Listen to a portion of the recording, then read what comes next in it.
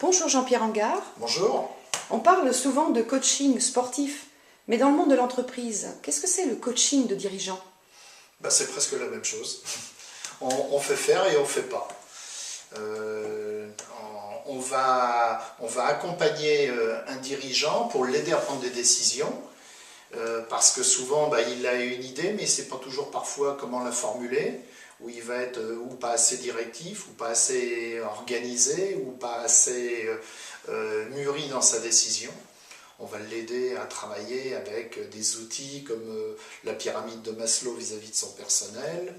On va travailler sur le profil psychologique de son personnel par rapport aux décisions et la motivation qu'il souhaite engendrer de ses équipes.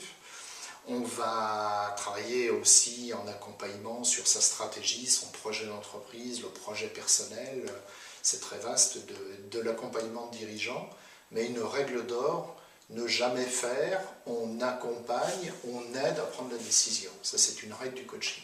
Et en ce qui concerne la durée de cette mission de coaching dirigeant, il faut compter à peu près combien de temps? C'est comme dans d'autres sujets que l'on peut imaginer.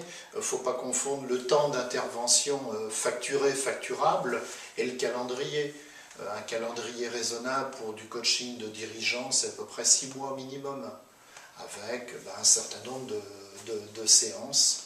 Un calendrier de 6 mois, c'est ce qu'il faut faire. En dessous de 6 mois en accompagnement de dirigeant, on ne fait pas grand-chose. Et est-ce que vous avez une anecdote à nous raconter? Une anecdote,